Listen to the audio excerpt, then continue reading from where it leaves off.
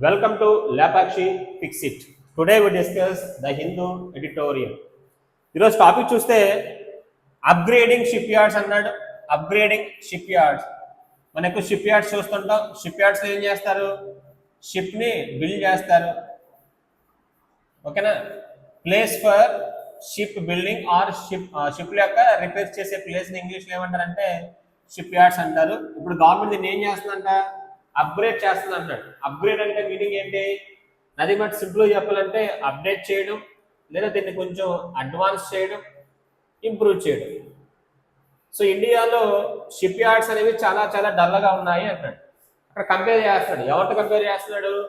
ఒకటి Japan, China, south Korea, ఇవన్నీ కూడా చాలా స్ట్రాంగ్గా ఉన్నాయి, ఇండియా అనేది చాలా స్లోగా ఉంది అంటున్నాడు. దీనికి రీజన్ ఏంటంటే షిప్ మేకింగ్ అనేది చాలా కాస్ట్లీ ప్రాసెస్ అని చెప్తూ, కాస్ట్లీ ప్రాసెస్ వల్ల ఏమవుతుంది? ఆఫ్ టేక్ అనేది భయం వేస్తుంది అంటాడు. ఆఫ్ టేక్ అంటే ఇక్కడ మీనింగ్ వచ్చి కాంట్రాక్ట్స్ అని చెప్పచ్చు. ఒక షిప్ తయారు చేసిన వాడికి ఒక ఫీలింగ్ ఉండాలి, కాంట్రాక్ట్స్ కన్ఫర్మ్ ఉంటాయి అన్న ఫీలింగ్ ఉంటే వాడు షిప్ తయారు చేస్తాడు.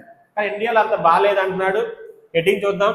On strengthening India's ship building infrastructure.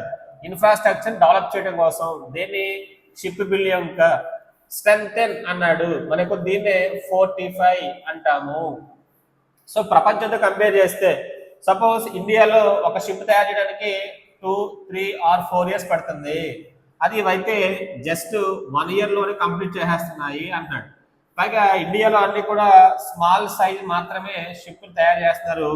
వీళ్ళైతే చాలా ఎక్కువ బిగ్ సైజ్ షిప్లు కూడా తయారు చేస్తున్నారంట ఈ కంట్రీస్. అంటే ఇండియా అనేది షిప్ యార్డ్స్ లో కొంతవరకు వెనకబడి ఉంది అంటున్నాడు. మనం దాన్ని ఓవర్కమ్ చేయాలనే ఉద్దేశంతో సెంట్రల్ గవర్నమెంట్ ఏం చేసిందంటే కొత్త ప్రోగ్రామ్ తీసుకొచ్చింది, కొత్త ప్యాకేజ్ ని అనౌన్స్ చేసిందంట దీనికోసం. Incentives for ship building. Incentives అంటే వాళ్ళకి ఇచ్చే బోనస్లు, వాళ్ళకి ఇచ్చే పేర్. సో ఏంటది? For ship building must include long term of take possibilities అంటున్నాడు. ఆఫ్ టేక్ అంటే కాంట్రాక్ట్స్. ఇప్పుడు సపోజ్ మీరు ఒక కారు కొన్నారనుకోండి, మీరు కొనే కారుకి మనకు కొన్ని కాంట్రాక్ట్స్ ఉంటాయన్నమాట. అది ప్రైవేట్ అవ్వచ్చు, గవర్నమెంట్ అవ్వచ్చు. అప్పుడు మనకి ఏమవుతుంది? ఒక నమ్మకం ఉంటుంది అన్నమాట. ఒక 10 years 20 years పాటు మనకి కన్ఫర్మ్గా డీలింగ్స్ ఉంటాయి వాళ్ళతో. అంటే మనం కొంచెం హ్యాపీగా మనం ఏం చేస్తాం? కొత్త కొత్త కార్స్ని కొనుక్కుంటాం. అలా చెప్తారు ఇక్కడ. షిప్ కొనే వాళ్ళకు కూడా భయం వేస్తుంది. ఏమని? దీన్ని మనం కొనేస్తాం, తర్వాత మనకి కాంట్రాక్ట్స్ ఉంటాయో లేవో అని చెప్పి భయం అవుతుంది.